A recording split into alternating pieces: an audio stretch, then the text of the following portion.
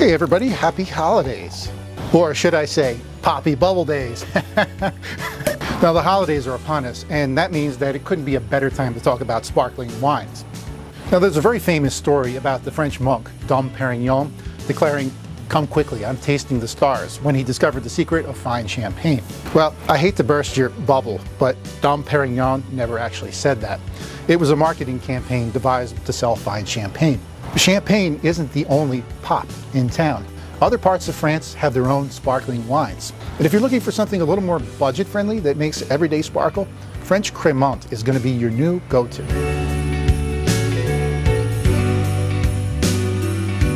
So Dom Perignon is often associated with champagne and sparkling wine, but he's far from the inventor. Sparkling wine has been around for a really long time and likely was an accident that occurred because most winemakers couldn't control the fermentation process. One such claim to sparkling wine comes from the town of Limoux in the south of France. In the year 1531, Benedictine monks of the Abbey Saint-Hilaire reported making sparkling wines with cork stoppers from Catalonia, Spain. Almost every major winemaking region in France has its own sparkling wine. That includes places like Bordeaux, Burgundy, the Loire, and to the northeast, Alsace.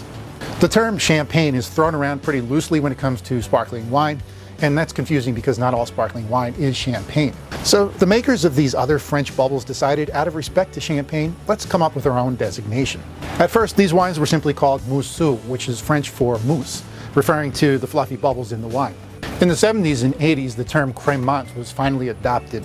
Now, Cremant roughly translates to mean creamy, which is a similar concept to WtSO. Much like champagne, these wines have their own set of quality standards. In order to be called Cremant, they have to adhere to a certain set of rules. Most importantly, these wines have to undergo a secondary fermentation in the bottle, just like fine champagne. And once again, out of respect for champagne, they use a different term to describe this process. They call it the méthode traditionnelle. On top of those basic regulations, there are other regional rules too. For example, in Alsace, a Rosé Cremant has to be made from 100% Pinot Noir. In Limoux, each grape in the blend has to comprise a certain minimum percentage of the total mix. Each region has its own set of substandards that make these wines the finest bubbly, second only to champagne. Okay, so while I'm over here bubbling away, I suspect you're thirsty for some fizz, so let's taste these wines. Oh, and one thing before we start tasting, I just want to point out that I'm enjoying these sparkling wines out of plastic cups right now, and that's all right. It's the holidays, first of all, so we should just relax and have fun. But on top of that, I want to put your mind at ease that you don't have to have fancy glasses to drink wines like this. Let's start with the region that claims the first sparkling in France, Limoux.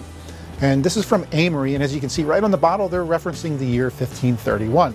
Which you might recognize from earlier in this video. And this sparkling white adheres to those strict Limoux standards of quality that we mentioned before, with 60% Chardonnay in there, 20% Chenin, and 20% Pinot Noir. Normally, I say to first swirl your wine before you sniff it, but with sparkling wine, this is one instance where you do not swirl, because you'd swirl the bubbles right out of it. So let's go straight to sniff it. First thing that you'll notice about the scent is that it's very toasty, almost like a toasted biscuit. And that comes from the 18 months that this wine spends aging in the bottle on the yeast. Here's an interesting sidebar about sparkling wines from Limoux. There are records from 1544 saying that the Lord of Limoux at the time enjoyed this wine so much, he used to drink 4 pints of it a day, just for lunch. The grapes for this wine are grown in cooler, high altitudes, which makes for a wine of very high acids. Very good for a sparkling wine like this. Makes it really refreshing. There's some beautiful snappy green apple and pear notes in there, and also that biscuity finish. That's a really super high quality Cremant from Limoux, and if you had me blindfolded and put it up against fine champagne, I don't know that I'd be able to tell the difference. Let's move on to this really attractive Rosé Cremant from Alsace. This is from Emile Boeckel, and this winery's been making wine since 1853. And according to Alsatian rules, of course, this is made from 100% Pinot Noir. This one isn't as toasty. I suspect it spends less time aging on the yeast, otherwise known as the lees, but there is this shot of fresh berries in there, like raspberries and strawberries. The bubbles on this one are a lot more vibrant. They go straight up into your nose after you take a sip. And there's this buttery heart of goodness in there. It's almost like tasting a creamsicle. It's super crisp and fresh with those high acids once again, which makes it a great food pairing partner. This Rosé Cremant from Emile Boeckel in Alsace is really down to earth. And if you like to have bubbly with your breakfast or your brunch, this is the way to go. Now, when it comes to pairing food and wine together, there's probably no wine more versatile than sparkling wine. So we need to talk about the recipes that come along with this pack. First, we have a ground beef Wellington, which may seem counterintuitive, pairing beef with sparkling wine, but this recipe works for a number of reasons. First of all, the sweetness of the onions works with the dryness of the wine. Secondly, there's the mushroom pate in there. Mushroom flavors actually work very well with sparkling white wines. And lastly, there's some prosciutto in there too. Salty foods are excellent with high acid sparkling wines. And then there's a butternut squash lasagna. And if you think about how sweet butternut squash can sometimes be, paired up with the richness that comes from the cheeses in there, like the ricotta, you're going to want something that's sort of fresh and cleanses your palate. Sparkling wine is excellent for that.